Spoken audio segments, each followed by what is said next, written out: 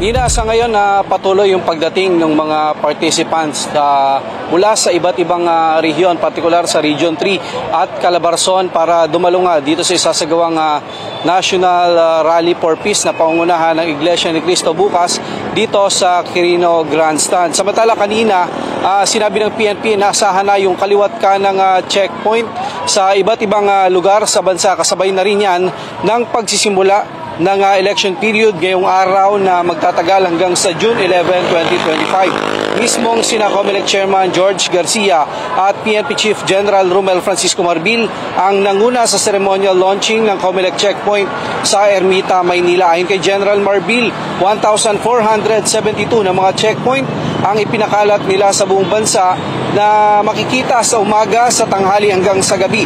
Kasabay nito ang babala sa lahat ng gun owner na umiiral na ang election gun ban.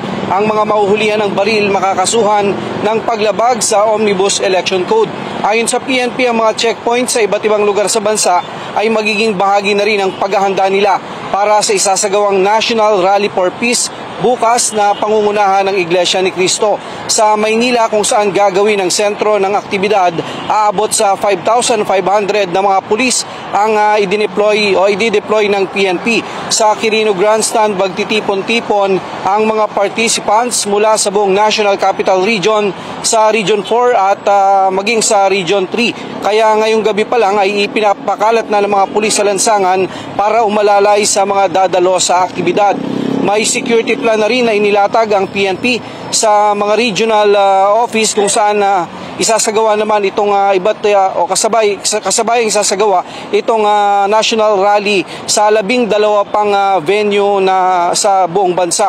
Samantala, simula alas 4 ng umaga bukas, isasara na sa trapiko itong ilang kalsada dito sa Maynila para bigyan daan niya itong aktibidad. Kasama sa isasara itong Katikbak Drive, South Drive at Roas Boulevard mula UN Avenue hanggang P. Burgos.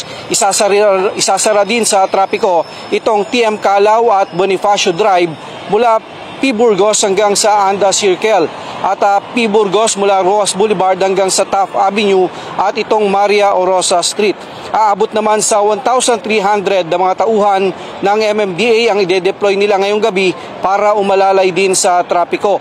Una nang sinuspende ng Malacanang ang pasok bukas sa mga paaralan at sa mga tanggapan ng gobyerno sa Maynila at sa Pasay City para nga sa idaraos na rally. Sa ngayon, nanatili namang maayos yung daloy ng trapiko dito sa kahabaan ng Ruas Boulevard, partikular na nga dito sa pagitan nitong Quirino Grandstand at itong Luneta Park dito sa Maynila. Yan ang huling kaganapan mula pa rin dito sa Maynila para sa National Rally for Peace. Ako si Mar Gabriel, matatag, matapang, matapat. Maagang naghintay ng sasakyan ang mga makikipagkaisa sa isasagawang National Rally for Peace na nagmula pa sa Padre Burgos, Southern Leyte. Ang lahat ay sabik na sabik, bitbit ang kani-kanyang nilang mga baon at bagahe. 4 na bus at 2 van ang mga sasakyan ang gagamitin nila sa pagbiyahe patungo sa Ormoc City. Para masigurong seguridad ng mga dadalo, nanalangin muna at kinumpirma ang mga listahan, gayon din ang mga cellphone number ng mga sasama sa Peace Rally, pati ang detalye ng mga sasakyan. Live mula rito sa Ormoc City Plaza, Leyte, para sa National Rally for Peace Special Coverage. Joyce Trixia Cunyado, matatag, matapang, matapat.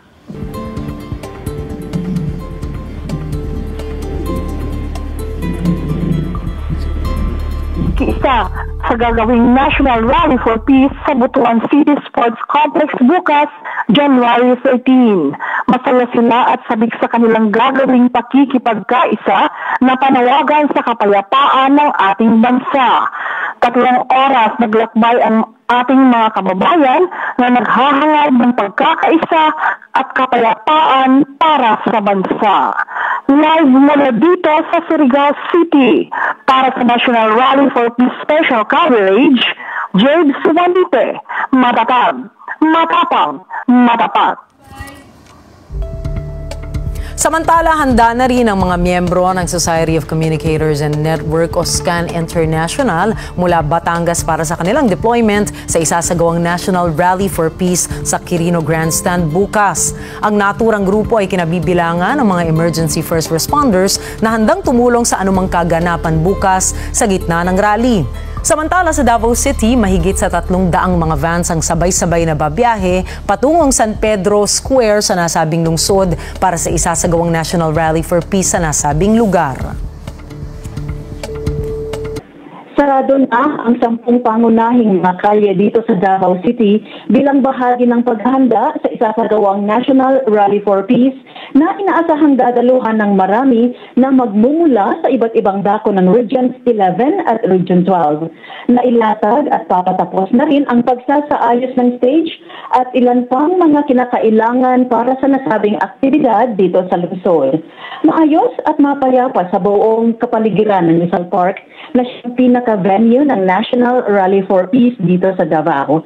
Tulong-tulong din at nakaantabay naman ang ilang mga miyembro ng SCAN International at iba't ibang ahensya ng gobyerno sa iba pang mga gawain.